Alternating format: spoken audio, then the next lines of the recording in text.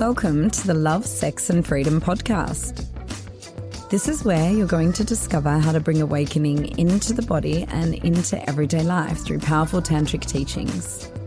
Get ready to release, open, and step into your true power. So today, Sascha and I are going to be exploring the archetype of the priestess and what it means to walk the path of the priestess in the modern day world. So the priestess is the oracle. She is the healer, the mystic, and the channeler. She is connected to both the seen and unseen realms, both the earth beneath and spirit above. She recognizes the power of stillness, the power of pure presence to heal and transform. And she also recognizes the power of her emotions, the wisdom in her emotions. She lets them flow freely, feeling them fully, seeing them as sacred, seeing herself as sacred, and seeing everything and everyone as sacred. It is all divine, and she recognizes that. She trusts in her intuition. She listens to her womb, to her yoni. She is the embodiment of truth, and she's often called into sacred service to support others in coming home to this truth, and coming home to themselves and remembering who they really are. So, taking a deep breath, taking a minute to just drop into this space. Even though it's over the internet, we're all in this space together, feeling this energy together. Just letting out a little sigh as you breathe out, letting out a growl.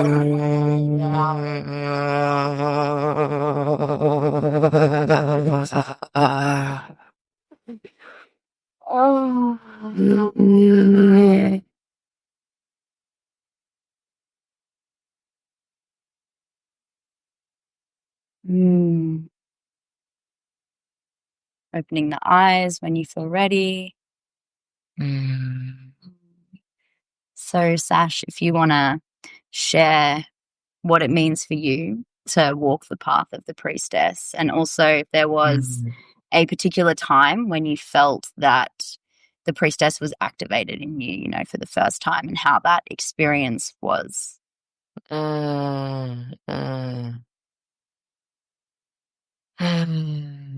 Well, you know, it's like it wasn't a single moment. It was a series of these soul whispers, right? A series actually of these wild initiations that just cracked me the fuck open, right? Whether that was through grief, whether that was through actually accessing my feeling body for the first time, whether that was through like a deeper level of having capacity to actually be in the silence. And what does that mean?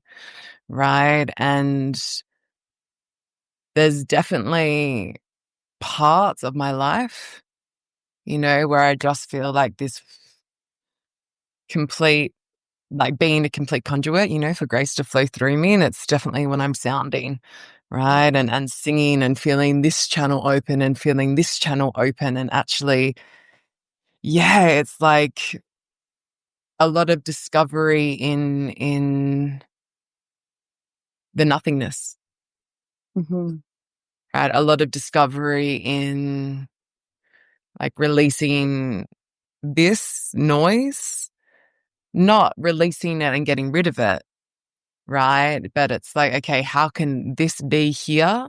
And also this level of depth in listening be here, right? And I really feel like the path of the priestess is saying yes to a life of listening, right? And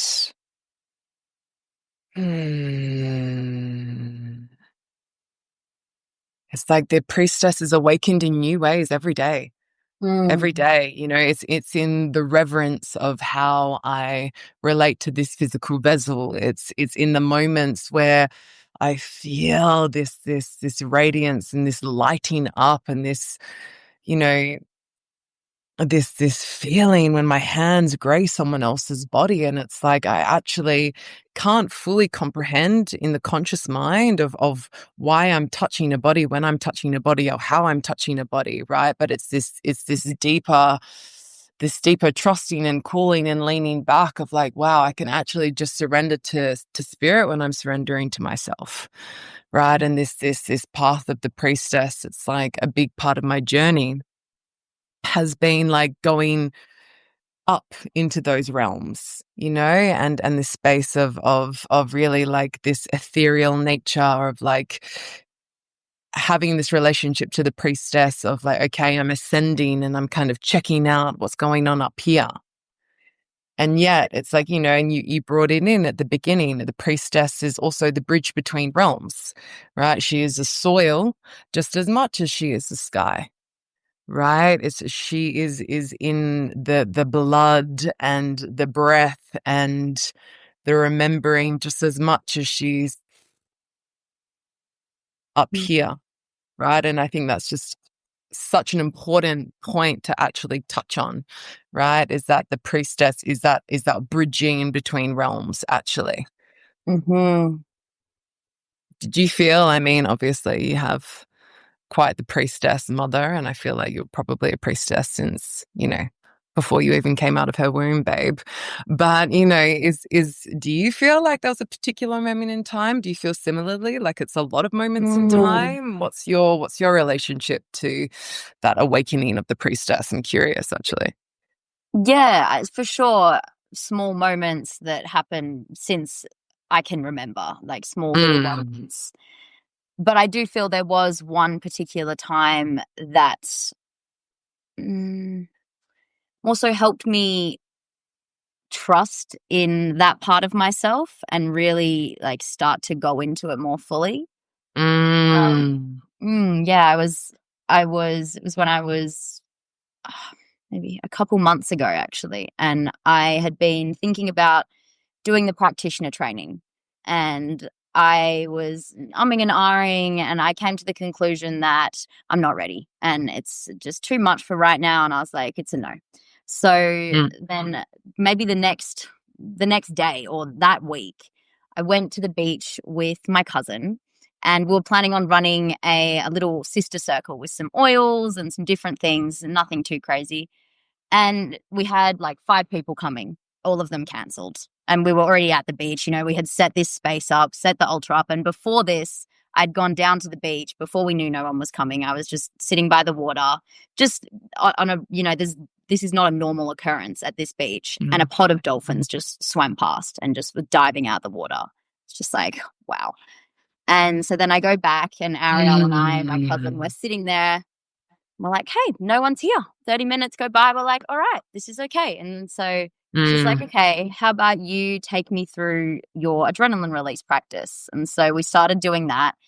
And it just naturally flowed into this beautiful just release for her. And I ended up with my hands on her. I had never experienced anything that I would akin to channeling. And I didn't know that there was words coming out. My hands were moving, and I just had no idea where I was getting this wisdom of what to do, but it just flowed so naturally. And we were in this space for like hours, and she was just feeling so beautifully. And it was a really potent and incredible experience for both of us. And so after that, I had a much deeper trust in myself. And yeah, the next day I decided, I was like, okay, well, I think that was probably a sign that I can do the practitioner training. And so I signed up the next day. And yeah, since then it's just been deepening so much more. And I've been, just going more and more into that and exploring that part of myself more and more, which has been so beautiful. It certainly has, you know, and it's been beautiful to also witness your evolution in that, right? It's been so beautiful to share these moments in time where we're really dropping into this space of mysticism and remembering, and just recently on the weekend, Sydelle and I created this really beautiful altar and just spent so much time in prayer, and in like, yeah, also the sacred and the just like it's hard to even articulate, because how can one articulate deep magic? It's like sometimes it's almost it's there's no words, it's the wordless, yet it's the depth of feeling, right? It's just this depth of feeling, and it's this depth of like dancing on the edge of the unknown, right? And yeah, it's like how beautiful is that? How beautiful is that? And I think also the sisterhood, the safety in sisterhood, the safety in, okay, wow, it's like, yeah, I love this person in front of me, and there's nothing I need to heal about them right now. There's nothing that I need to fix about this beautiful woman and friend in front of me. It's like I'm just here to hold them, and then allowing the magic to do its thing in those moments, And we also had some friends over, and there were tears, and there was a breaking open, and there was, yeah, this depth that I'm continuously referring back to, is because it's like that is what it is. The depth of what's here in these moments, and just allowing the mystery to unfold, and recognizing that divinity is not separate from what's here right now.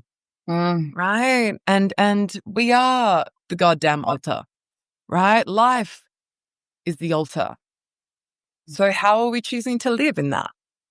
How are we choosing to live in that? Yeah. And that ability to go deep with what is happening in the present moment, and to go deep with your emotions, and to go deep with yourself, is really where it all starts.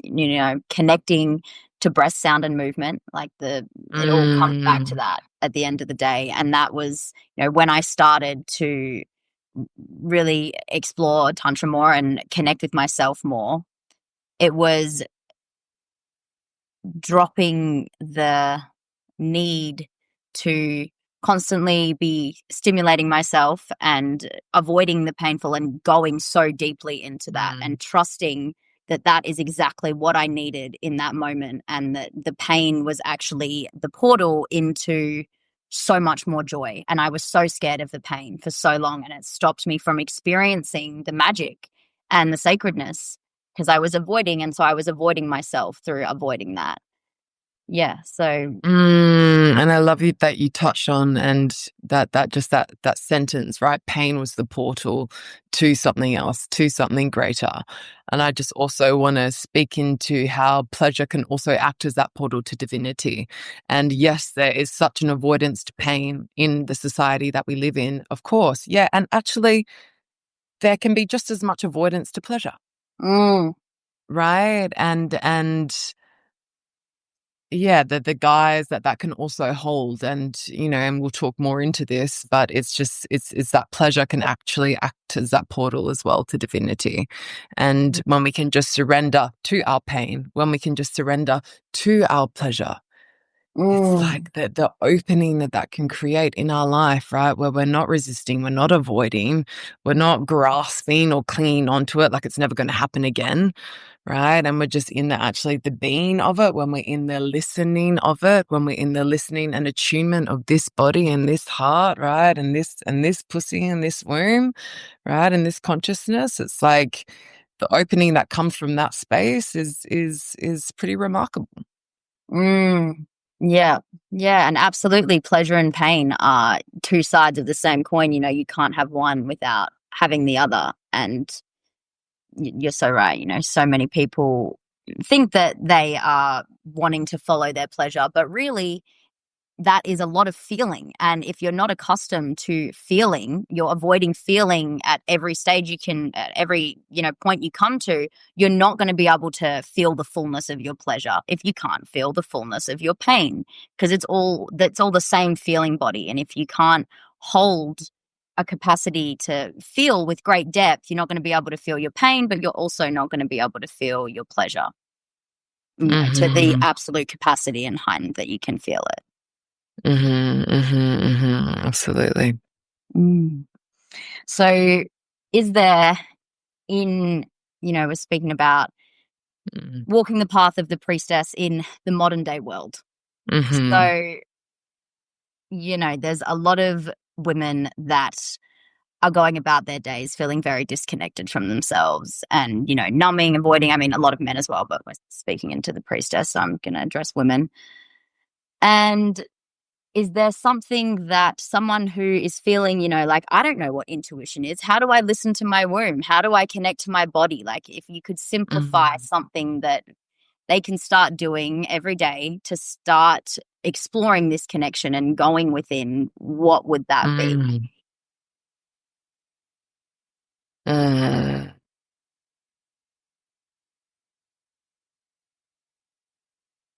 It would be by just closing down your eyes, right? And you can do this right now if you want to.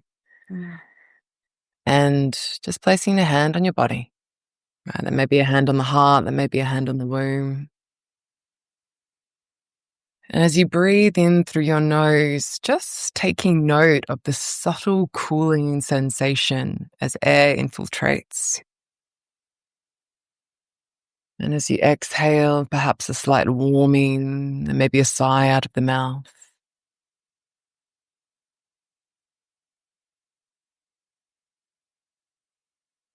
Starting there, right? Starting just there. And I always find actually the simplest teachings the most profound, because what we're doing just by taking a breath, what we're doing by just noticing the subtlety of sensation, right, is we're dropping into presence. We're dropping into a space and a moment in time where we're not doing, but yet we're being, right? It's like you want to access deeper layers of your intuition. Or I remember the first time someone said to me, like, feel into your womb. And I was like, what do you mean feel into my womb? Like. Yeah, I do. I really do. Yeah. And it's fair enough. Like, how the fuck does one feel into their womb when they've had no idea of how to actually connect to this body, right? And when there's a complete separation of mind to body, right? A complete disconnect. And I feel like I lived so much of my life in that space of disconnection, this space of like, okay, I'm hearing what you're talking about. I'm picking up on it all. And yet my body's still suffering, right? Or I'm still going through deep challenge or deep struggle. And it's like, just stop and take a breath. Just start there. Right? Just start there. How can your breath actually become your daily ritual? Right? It's like there's so much going on these days, especially in the spiritual community. And it's all fabulous. It's all fabulous. And yet, okay. You want to connect to the priestess, start with your breath. And see what unfolds from there. Would you add anything to that, or is there any particular things that you kind of take through your life? I know we're very magical beings and there's a lot that we do, but I'm curious if there's any kind of additional pieces that you want to bring into that, my darling.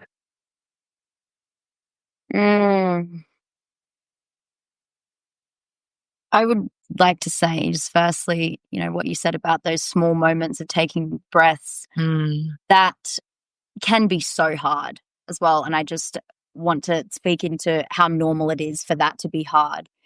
And as someone who used to struggle to have even 5 minutes without, I would go to work, I'd have podcasts in my head all day. Then I'd come home, I'd have a Netflix show while I'm doing anything. If I was to try and just do something with complete presence, that was so hard. But it's making the commitment to yourself, you know, in those small moments. Okay, I'm just 1 minute. 1 minute is going to make such a difference. And, you know, it's easy to get stuck in because there's so much to do. There's so many things that we have on our to-do lists, and it's easy to get stuck in the grind. And that's what our society is conditioning most of us to do, you know, to be getting stuff done. And it's not conditioning us to prioritize the pause and to prioritize our inner well-being anywhere near as much as it should be. And so, you know, recognizing that it's okay that that's hard, to just take a breath. And, you know, when you're, for me, what really helped was just making a commitment to myself, no matter what was going on, no matter how busy I was, that anytime I felt uneasiness in my body, I would pause and just, even if it's 5 minutes, just allow that to come for a second and to move through me, because it's not going anywhere. You know, and at the start, I was disconnected from myself, so I couldn't really feel it, but I still, like, there were signs, you know, I'd be like, oh, that's a bit annoying. And then I would just push it away, but there was still that split moment that I could catch it. And so catching it in that split moment and just pausing and feeling,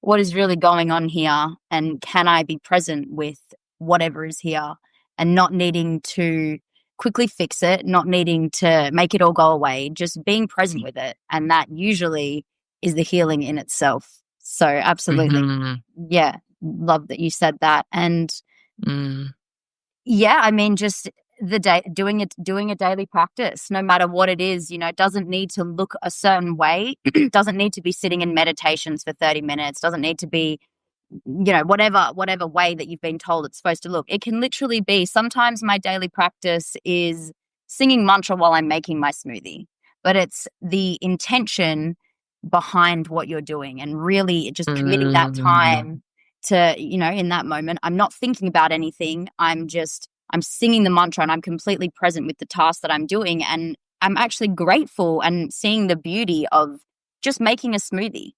And, you know, the birds are outside. It's like nature is everywhere. Really, there is so many magical moments all around us, and so many sacred moments that we miss out on because there's so much going on and there's so much distraction.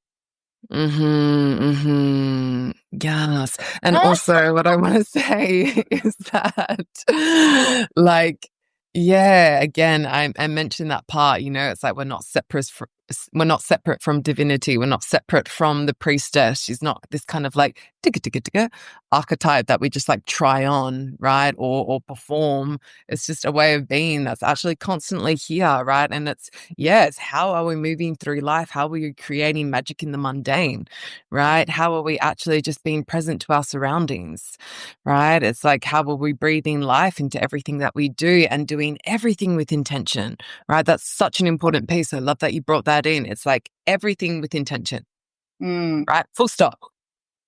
And watch as your life changes. Yeah. The way you eat, the way you pour your tea, the way you drink your water, right? It's like the way you either put on some oils, or if perfume's your jam, and just, right? It's like, yeah, it could be a minute, could be 3 seconds, right? And that constant just ability to just be in the being, right? Or to be even in the fucking doing, right? It's having and cultivating a relationship really with the being and how that wants to move, right? And that does come from that what you mentioned, that's that space of intentionality, right? Yeah. Yeah, and gratitude every day as well is such a huge key to unlocking those magical moments that are just in every moment. You know, like when you see a flower, feeling the gratitude for that flower and taking a pause to just smell the flower. And what I've been doing is, because I do have a tendency to focus on things that are annoying me or what's going wrong. And so every day, not just thinking about what you're grateful for, and this can be part of your daily practice if it feels it resonates, but actually feeling that feeling in your body. You know, it's not just thinking, okay, and this is great to do, you know, okay, I'm grateful for this, I'm grateful for that. That's great.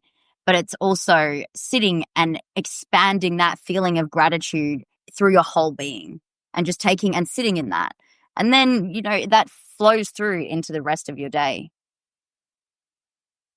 And, you know, we just have so much to be grateful for. It's like, even if you just have a phone and you're watching this live, like, that is such privilege, you know, and I feel just this peace, and to speak into this peace of, it's like, yeah, your challenges and struggles in life are valid. Of course they're valid, you know, and of course they matter. And yet, like, do they really matter? You know, and can you have the ability to just have that pew, right? That like bird's eye scope on like what is actually going on in your life, you know? Yeah. And it's like, yeah, I just think this element of gratitude, like if you're tuning into this, just feel that, breathe into that. Like you said, feel it vibrating through your entire body. Like really that phrase, like gratitude, it gets thrown around all the time. But it is key when you're actually taking the time to slow down enough to truly embody the feeling of gratitude.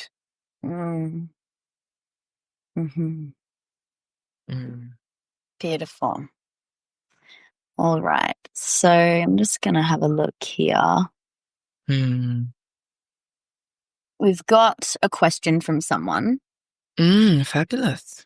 How does someone who struggles with people pleasing become a priestess? I find it hard to be in my body and truth around others. Yeah, fair enough. I have been the queen of people pleasing, right? And recognizing that, yeah, it's okay, you know, it's like the good girl mask.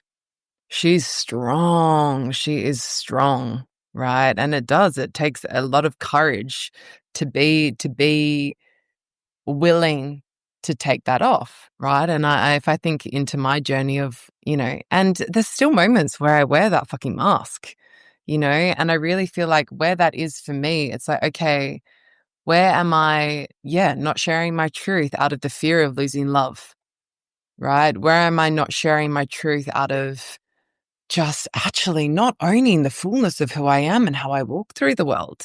And how do I even own that? Right. And again, actually, what I would say is having the ability to just drop into your breath and to drop into listening.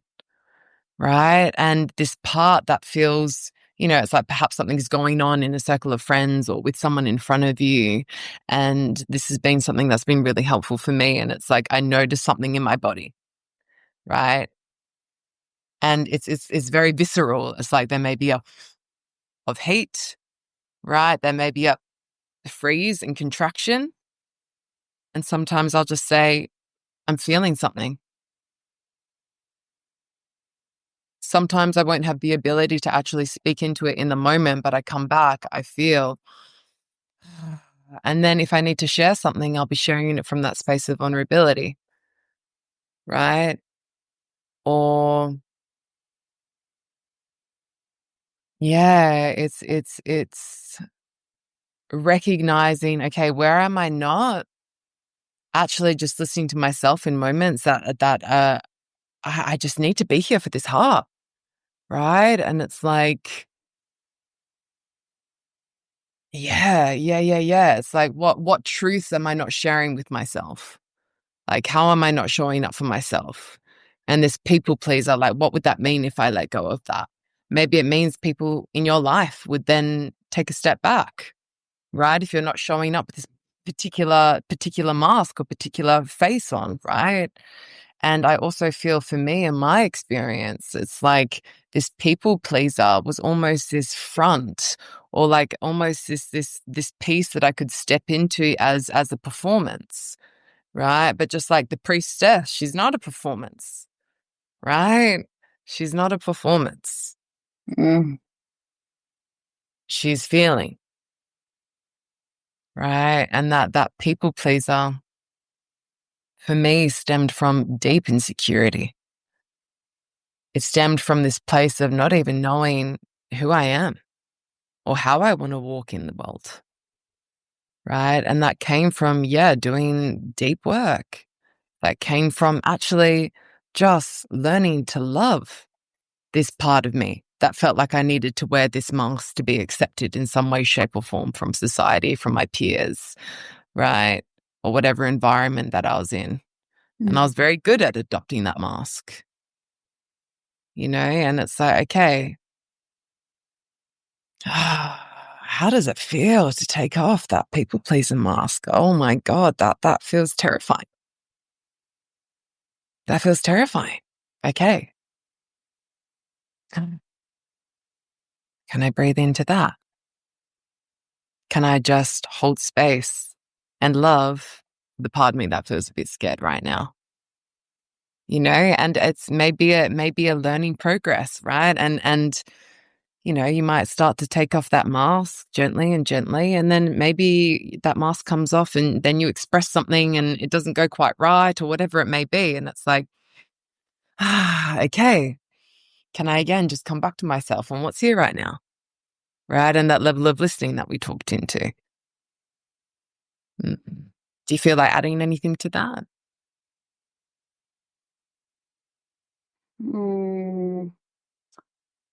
I think it's also the ability to be okay with disappointing others and For knowing sure. that it's so okay to choose your own happiness and your own joy over maybe someone else's happiness.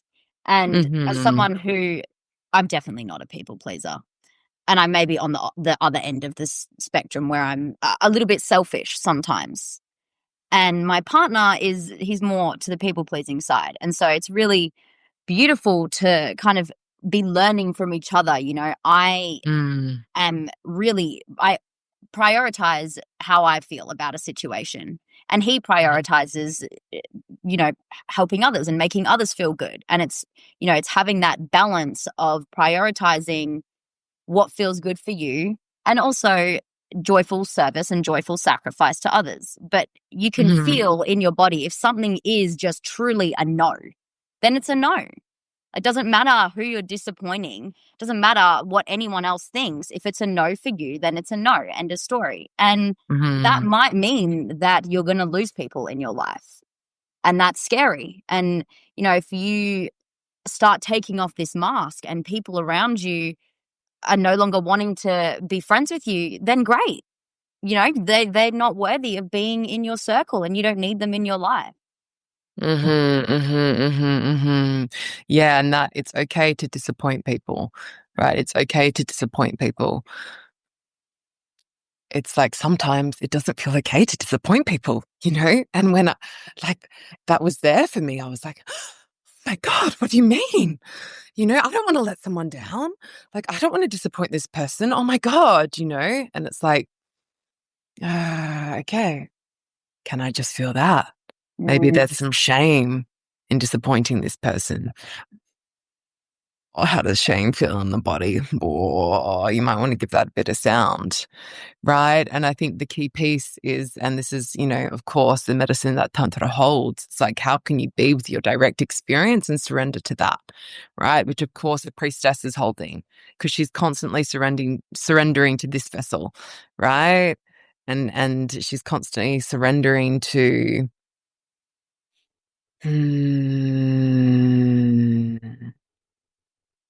the everythingness and just the totality of what it means to just experience all these things and all these emotions being in this human body, right? And this is like, again, of what I said, it's like she's a bridge between realms, right? She's just as much up here in the mysticism as she is like in the bones of being. Yeah.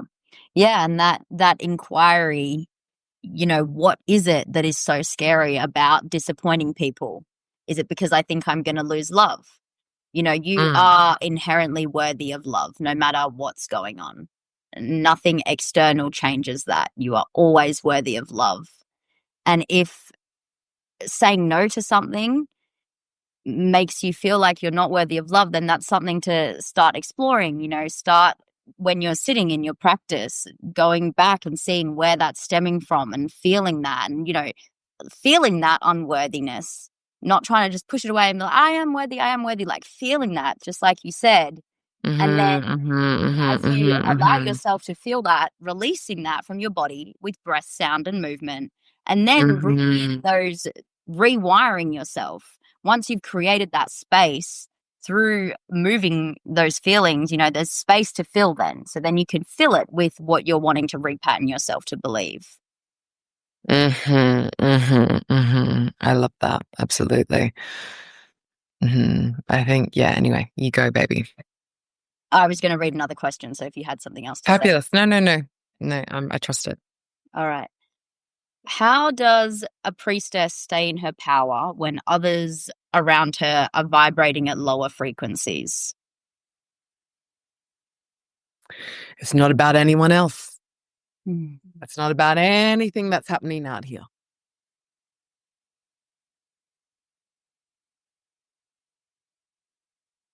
What do we do in Tantra? We're taking the focus off this and coming inward. A priestess who is in her power, right, is just in her power. Full stop. Mm. Her power isn't dependent on anyone else in her environment. Right? It's like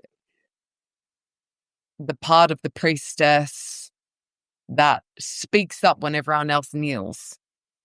Right? It's a part of the priestess that is sovereign in her speech, in her truth. Right? It's like it's not about out here. It's never about what's out there. Right? It's like, okay, are there other people that are making me feel like I'm powerless? Turn that inward. Where am I making myself feel powerless?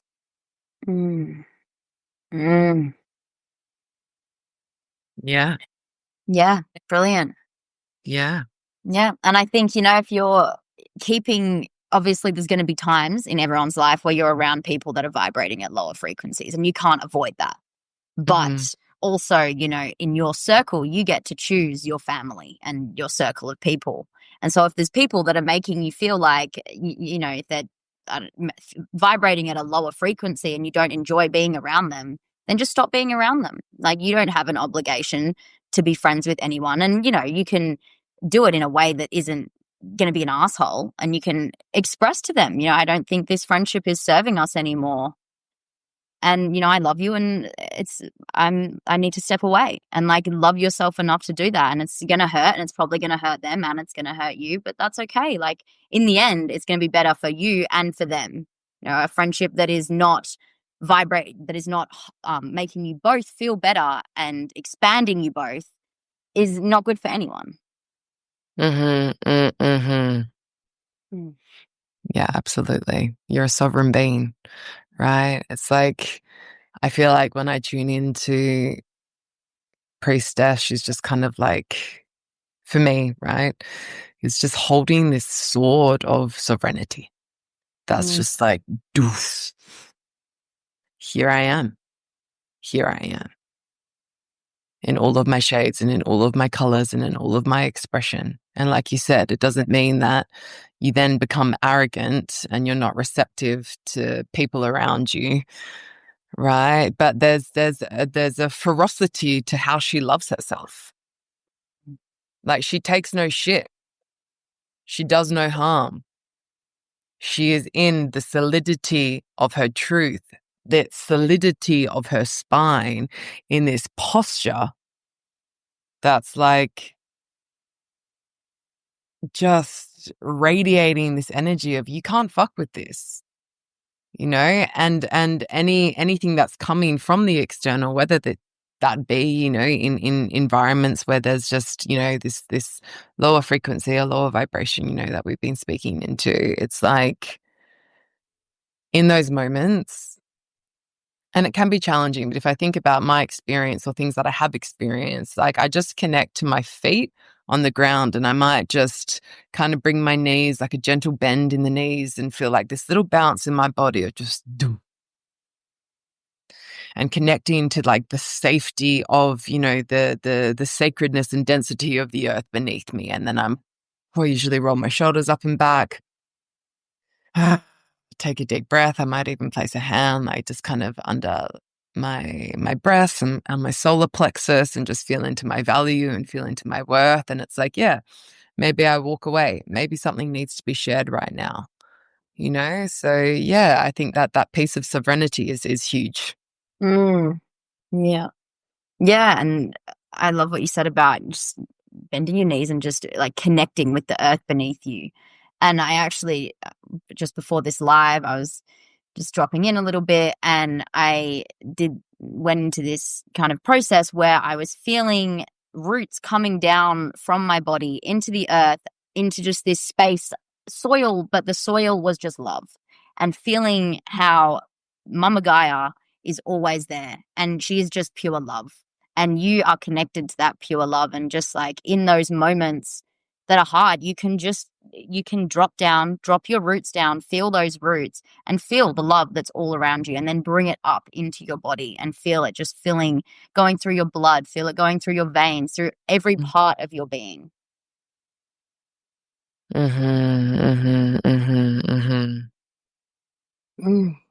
All right. Beautiful. So we're going to change the topic up a little bit. So Fabulous. Yeah. the priestess is connected to her sensuality and her pleasure. And so what does it mean for you to be connected to your sensuality and your pleasure, and to reclaim that? You know, someone is not feeling overly connected to any part of pleasure. Yeah, look, absolutely. It's like, again, take a breath, drop into presence. You know, it's like, like what is, it brings into then question, like, what is sensuality? What is sexuality? What does it mean to feel good? Like when I feel into sensuality and sexuality, for me, in its simplicity, right? And when I say things like simple but most profound teaching, that doesn't mean that it's easy, right? And that's why it's kind of so profound. But when I feel into sexuality, sensuality, pleasure, it's like that is my ability to feel, right? That is my ability to feel. So someone who is wanting to reclaim their sensuality, it's like, okay, what is my relationship to feeling? Right? It's like, okay, the aircon is on right now. And I'm noticing like kind of these beautiful little spaces of coolness, right? It's like they're kind of these like, if I tune into it, it's like these little crystalline snowflakes, right? That are like through my body, right? And I've had a lot in terms of the reclamation of my sensuality and my feeling body as someone who never felt, right? So much so to the point where, you know, they almost lost their life from their inability to feel, right? And yeah, it's like, don't skip the steps, right? And you just can't skip the steps to wholeness. And it starts by bringing it back, bringing it back, bringing it back, bringing it back. Okay. What would it be like to just start by feeling my breath in my body truly, right? The priestess, again, connected to feeling, connected to listening, connected to depth, connected to being, right? It's like, again, it's not performance, right? There's so much like performative sensuality online or performative sexuality online, right? And it's like, where are you seeking? Where are you chasing? Where are you seeking pleasure? Where are you, chasing this feeling good, right? And actually knowing that when you just allow and gift yourself the ability to feel, even in the contraction, right? It's like allowing myself to feel in the contraction. I can almost let that feel good because I know with each contraction, right, comes a greater wave of expansion, right? And yeah, it's like also a beautiful practice that I've deepened into over the time, you know, and those that don't know my journey is I almost lost my life to eating disorders and depression, and a big part of me of resensitizing my entire body, right? And it's like I can, yeah, there's you know, pleasure is just is life force energy, right? Feeling is life force energy, sexuality is life force energy.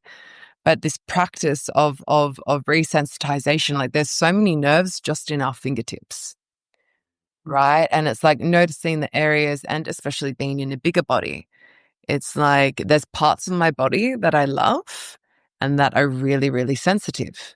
You know, it's like especially my kind of like the space between my belly button and my breast, like this little midrifty part, right? It's like that is so sensitive and so alive. But my thighs, right, that I hold more judgment around, it's like really in a lot of self-pleasure sessions that I give myself, it's like I give a lot of attention just to my thighs, right? And when I first started doing this years ago, it's like there was numbness there, right? And then when I just took a breath and got present with that numbness, it's like also recognizing that numbness is an emotion, right? And when I just got present with that numbness, okay.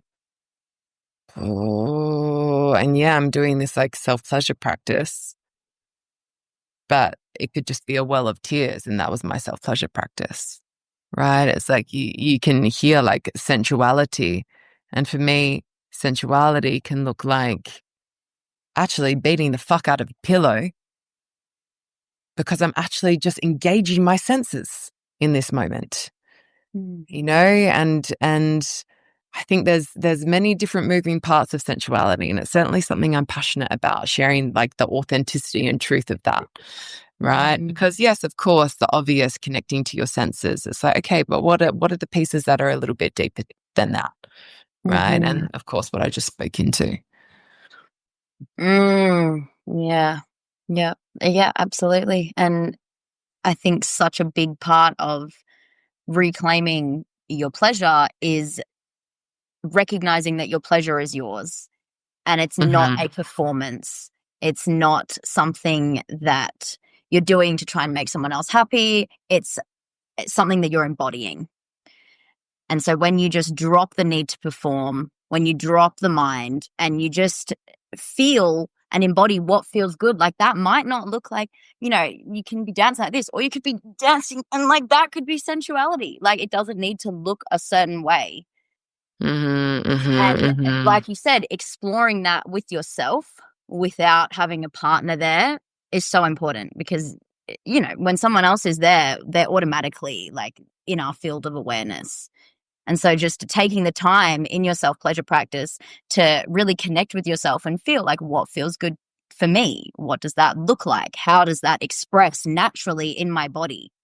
And then that will flow through when you're with a partner experiencing pleasure and sensuality. You know, it's not something that you're putting on. It's not a way that you get validation. It is something that you feel for yourself that feels good and ecstatic, and it's amazing. And that's the reason that you do it, because it's for yourself and it's beautiful, not because you want the validation or you want to look good on social media or whatever it is. Absolutely. Right. So just going to have a look through these.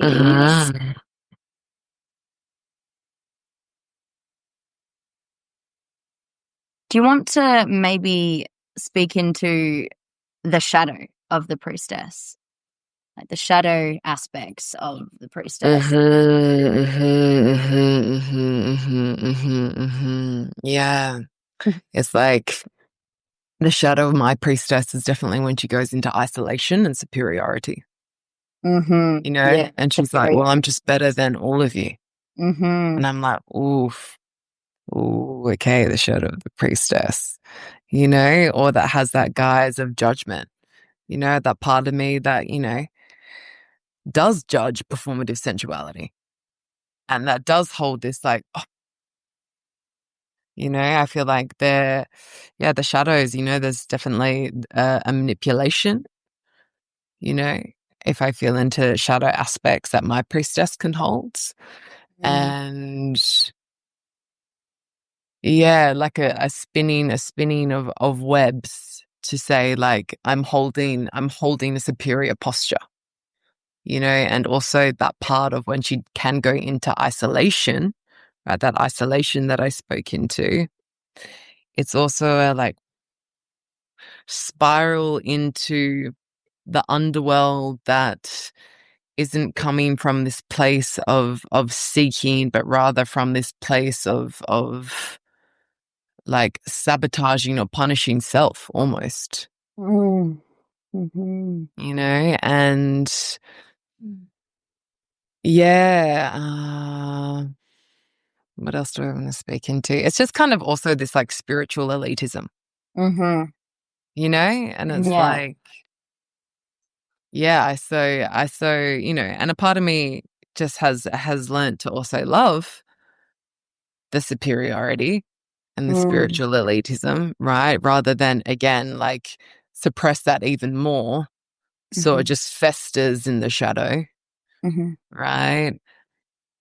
But yeah, that would be my main points, the superiority and the isolation, you know, and yeah, I feel all shadows ever need, really, right? Sasha says, is compassion, love, and presence. You know, that what is that trying to teach you, or what is that wanting to reveal? Right. And actually like knowing that we can't know what the shadow is because it's a part of our unconscious, right? That we can't actually fully comprehend, Mm-hmm. you know, that the mind can't fully comprehend, Mm-hmm. right? That the body has something to say. Do you feel like your priestess has any shadows? The same as what you said, just the superiority piece. And it's so like it's often I don't even realize I'm doing it. And I'll do it with my partner. And you know, it's beautiful because I'm experiencing all these different things and learning so much. And then I can have a tendency to believe that that is the only way that it should be done and that my way is right and that what he has to say doesn't matter at all because I know what's going on and I've got it sorted, which is not true. And so, you know, catching yourself in those moments, and he'll say to me, he's like, you're condescending to me. Like, don't talk to me like that. And I don't even realize it. And then I'm like, shit, I am. And I'm not at all open to what he's trying to tell me and his gifts because I've got, you know, my gifts and this is what I've learned and this is what I've learned works. But, you know, there is always more. There is so much, there's always something that you can open into and something that you can learn. And so just remaining open, not being like closed off in how you think things should be done or how you think things should be seen. Absolutely. Absolutely. Yeah.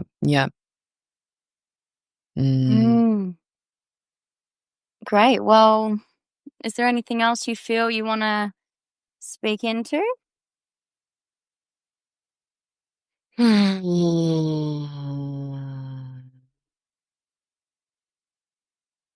There's nothing else I want to speak into, but I feel like if we all just want to close our eyes as we close the ceremony of what just transpired, right? Even recognizing that watching an Instagram live and sitting down with a cup of tea or cacao or, you know, whatever floats your boat, right, is also ceremony, is also ritual. Right. And it's creating again and again the magic in the mundane. It's dropping into a level of listening. It's dropping into a level of depth. And it's recognizing, right, that there's no separateness between you and divinity, right? You are the deity. Right. The priestess is a remembering. It's just a remembering. It's a remembering. She's not outside of you. She's right here with you. Mm. It's in your ability to do exactly that. Drop into presence. The life of listening. Slowing down enough to actually listen. Mm.